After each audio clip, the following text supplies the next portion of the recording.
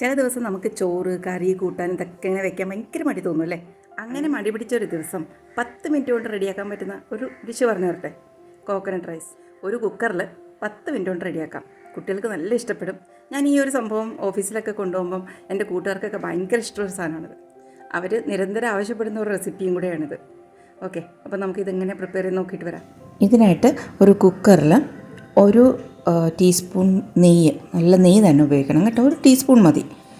അതുപയോഗിച്ച ശേഷം നമുക്ക് dry spices ആയിട്ടുള്ള ഒരു 4 ഏലക്ക, ഒരു പീസ് പട്ട, ഒരു 4 ഗ്രാമ്പു, പിന്നെ ഇതിൽ ഏറ്റവും ഒഴിവാക്കാനായിട്ട് പറ്റാത്തൊരു കാര്യമാണ് പെരിഞ്ജീരകം. അത് മസ്റ്റായിട്ട് നിങ്ങൾ ഇടണം ഈ കോക്കനട്ട് റൈസിൽ കേട്ടോ. പിന്നെ നമുക്ക് വേണ്ടത് ഒരു വലിയ സവാള ഒരു ഹാഫായിട്ട് ഇങ്ങനെ കട്ട് ചെയ്തിട്ട് നീളത്തിലരിഞ്ഞത്. ഇതിലേക്ക് നീളത്തിലരിഞ്ഞ് 2 പച്ചമുളക് കൂടി ഇടാമേ. ഇതിൻ്റെ കൂടെ 2 തണ്ട് കറിവേപ്പില നല്ല ക്രഷ് ചെയ്തിടുക. നന്നായിട്ട് ക്രഷ് ചെയ്ത് തന്നെ ഇടണം, എന്നാലേ അതിൻ്റെ ഫ്ലേവേഴ്സ് എല്ലാം ഈ ഒരു റൈസിലേക്ക് ഇറങ്ങുള്ളൂ. ഇനി ഇതെല്ലാം കൂടി ഇട്ട ശേഷം ഒരു മിനിറ്റ് നന്നായിട്ട് മിക്സ് ചെയ്യുക. നെക്സ്റ്റ് നമുക്ക് വേണ്ടത് 1 ടേബിൾ സ്പൂൺ ജിഞ്ചർ ഗാർലിക് ക്രഷ്ഡാണ്, പേസ്റ്റ് അല്ല, ക്രഷ്ഡ്. ഫ്രഷായിട്ട് തന്നെ ക്രഷ് ചെയ്യണം കേട്ടോ.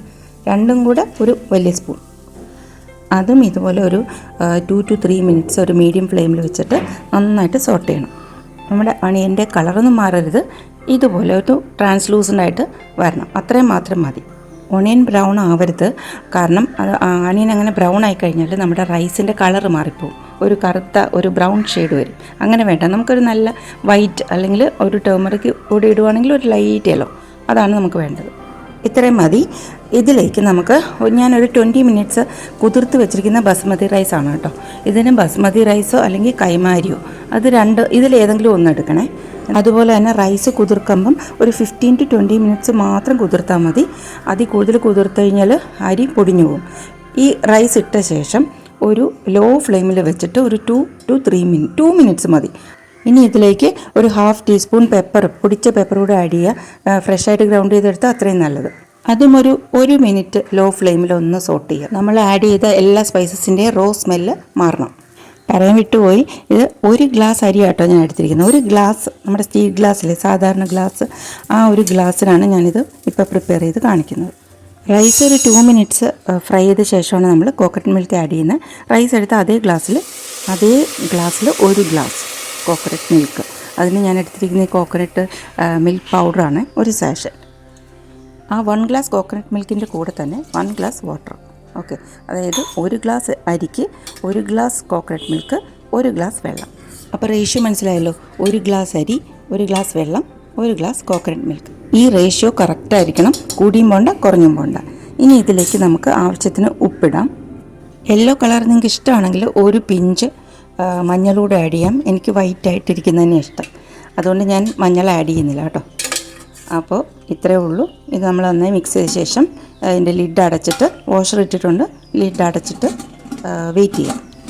ലിഡ് അടച്ച ശേഷം നമുക്ക് ഇതൊരു ഹൈ ഫ്ലെയിമിലേക്ക് തന്നെ മാറ്റാം, എന്നിട്ട് വെയിറ്റ് ചെയ്യാം.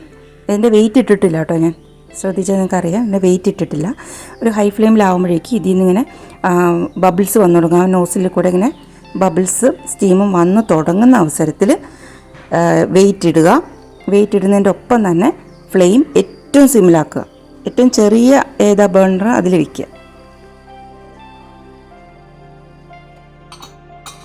ഇനിയാണ് ശ്രദ്ധിക്കേണ്ടത്, 7 മിനിറ്റ് അല്ലെങ്കിൽ 8 മിനിറ്റ്, 7 കറക്റ്റ്. അലാം വെക്കണം.